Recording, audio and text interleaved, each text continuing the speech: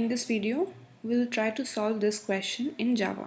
So the question states that we have to write a program to create 2D float array grades. So we need to create a 2D array named grades to store grades of student on multiple exams.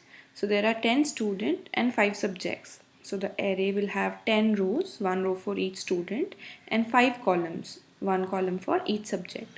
This array also stores total marks of each student and total mark of all the subject in particular student. So we need to have one additional row and one additional column to store the total. So first of all, let us create a variable, a floating type variable grade.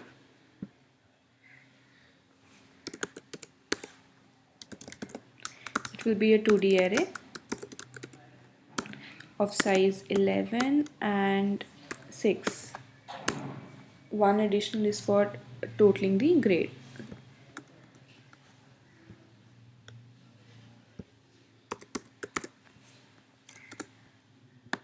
Next, the question states a student can choose minimum 2 and maximum 5 subject.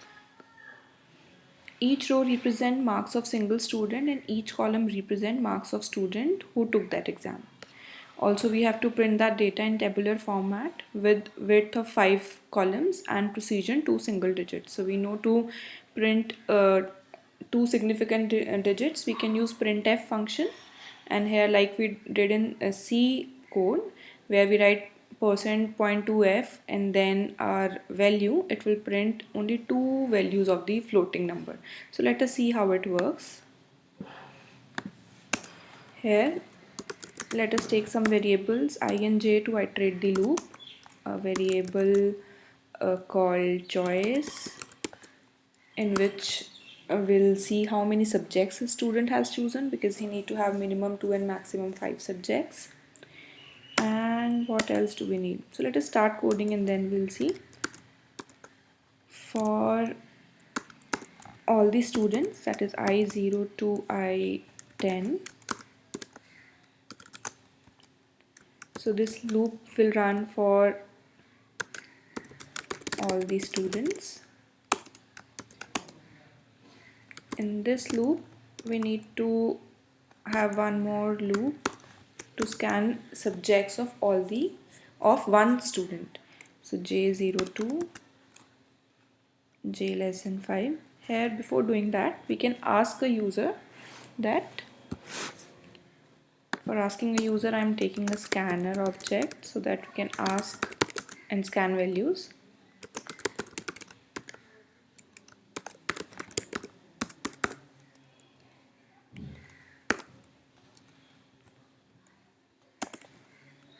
And so here let us print that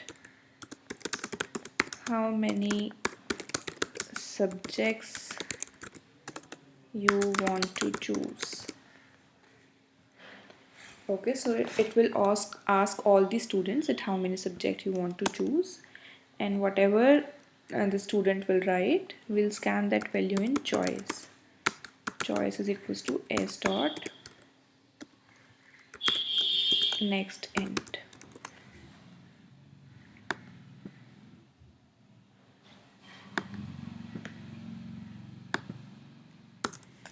So now, before scanning values of all the subjects, let us check if he has entered a correct value or not. So if choice is greater than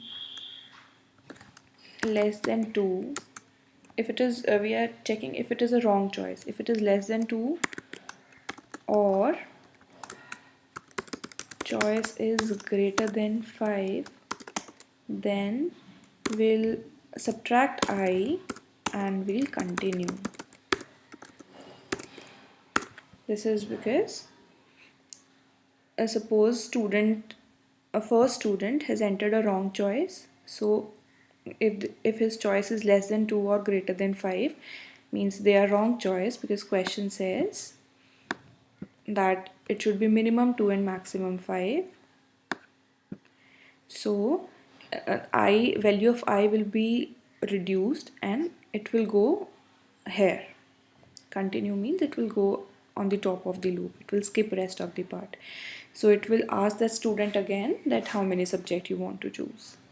Okay, we can how many subject you want to choose, and in starting we can print a value.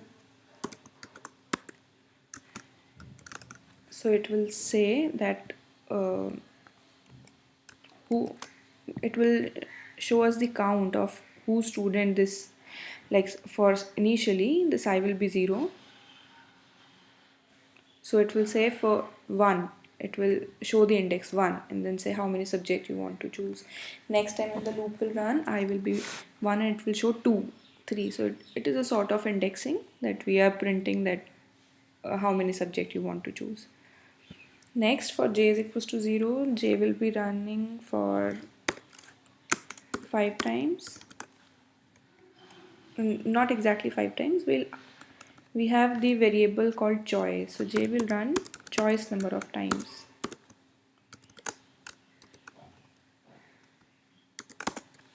Okay, so suppose user has entered 2 values, so this loop will run 2 times. If he has entered 5, it will run 5 times.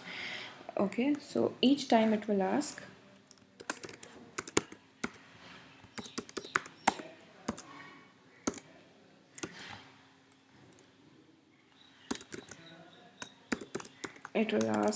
enter subject number. So we need to have 2 more variables, int subject and then float marks. So enter subject number, let us suppose he has entered whatever value and we are taking that in sum is equals to this dot next int, and then we'll ask how many marks in that subject.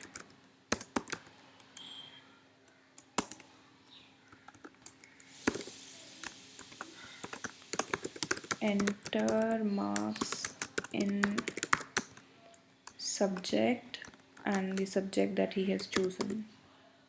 Okay, so it will say enter marks in subject 1, subject 2, whatever he has chosen. And then we'll scan that thing in marks. Marks will be equals to s dot next float. So now a student has entered one subject and marks in that subject. Let us store that in array. So for student, we know that student is I. Alright. So for row is selecting a student. We are selecting I student. And in which subject the marks we are storing? Subject is SUB, the subject number. And how many marks he has got? He has stored that in marks variable. So marks is the variable. So like this, if suppose student has entered in subject 1, he had got 100 marks. So for I student, I1 will be 100. Suppose he is writing for fifth subject, he got 20 marks. So for fifth column, 20 marks will be stored. Okay, so I is for student, for first student, second student. Similarly, for all 10 students, this loop will run. And this inner loop is for marks in all chosen subject. So this loop will run. So when this loop will run 10 times, we'll have marks of 10 students, and this loop will give marks of all the subjects that he has chosen. Alright, after that we can run a loop to count the total. So we need to run this for 2 times, one for all the columns and one for all the rows. So for example, we are writing it for I is equals to 0 to, I is equals to 0 to I less than 10,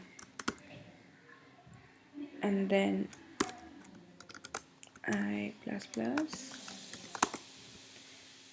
Here this loop will run for all the rows. For first row, what we need to do, we need to count all the subject marks. So we need inner loop also for j is equals to 0, j less than 5, j plus plus.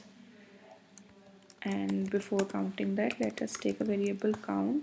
We have a variable, called choice. Okay, let us take one more variable, int,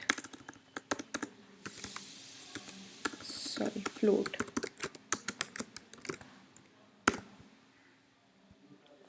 So count is equals to 0 f, because it is a floating number. And now here count is equals to count plus, what do we need to add? This grade I and then j. So this loop will run for all the students. For first student, we are counting j0, 1, 2, 3, 4, 5, and whatever is the total, we are counting that. And once we have counted that thing, after that loop we'll assign this value. For that we need grade I5. Okay, because fifth position, 0 to 4 will have marks of 4 subjects, and at fifth position we are storing that count that we have calculated. Okay, so this loop is totaling marks of all the subjects for all students. Okay, so this is row wise total. Next, we are making a loop to have column wise total. Here we want to have total marks of all these students in particular subject.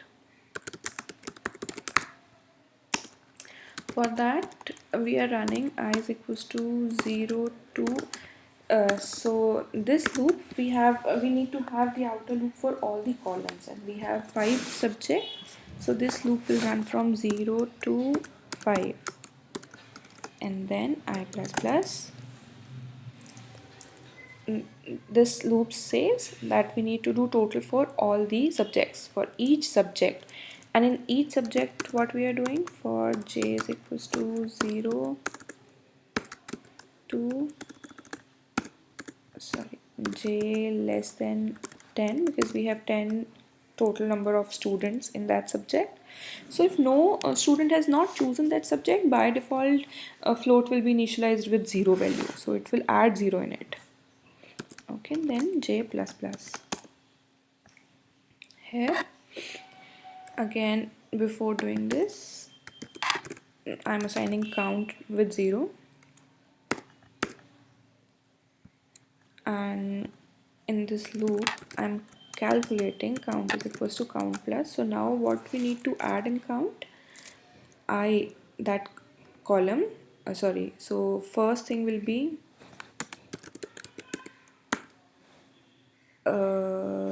j, and then it will be I.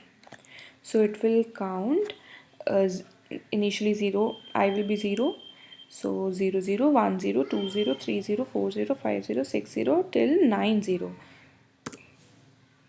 Okay, so we have marks of all the students in that subject, and once this loop is finished, we'll assign this count value to grade, our array. I will be 10, because 10th row we have assigned for the total of particular subject, and then I will give us in which subject. For I0, I1, I2, I3 means for 5 subjects we are doing this, and we are assigning that count variable. Okay, after doing all the calculations, we can print this. For printing, I'm again using a double loop, because I want to print all data of all the students, I0 to 10 for all students, and then for all subjects of a particular student. For that, j is equals to 0 to j less than 5 and j plus plus. Okay, and here I'm printing the marks.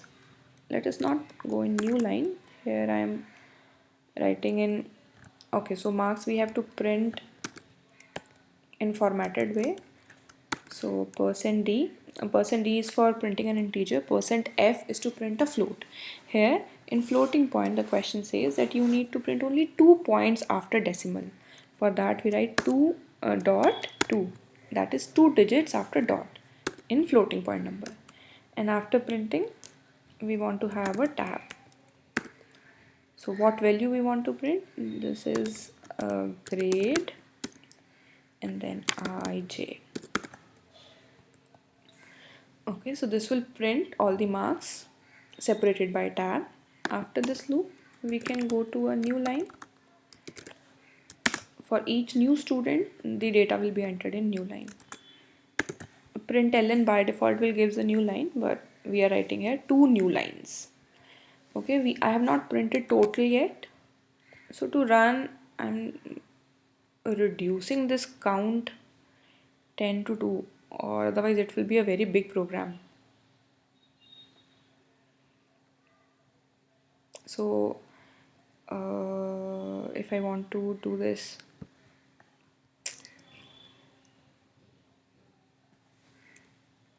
or 2 students, so it will give me errors at many places. So you can try running this. We know there are a few loopholes in this program. That is, like, if a subject we have entered 0 marks for that subject, so you cannot differentiate, right? So let us run if it is running properly or not. There should not be any errors. Okay, so this one is because I have written here I plus 1. How many subject you want to choose? Suppose I am choosing 2 subject. Subject number 1 marks 100. Subject number, suppose 3, marks 23. So now it is asking for 2. How many subjects? Suppose I am choosing 6 subjects. So if I'm writing 6 subjects, it is again asking to how many subject you want to choose. We can have an additional printing message that your choice should be between 2 to 5. So again, if I'm writing anything wrong, like if I'm choosing 10 subjects, it will again ask me for 2, how many subject you want to choose. So now I'm entering 3, so it will ask me 3 subject and their 3 marks, like subject number 1 marks 23, subject number 2, it is going out of the scope. Okay, subject number 2, and then marks, enter marks in subject 2, marks are something, subject number and then marks. And after scanning 3 subject, because I have entered subject number 4, 1, 2 and 4, so 3 subjects I have given marks. Similarly, it will scan values of 10 students and then it will print that in the tabular format. So if you face any error while running this code, you can message me. I have given my email ID, or you can write that in comment box.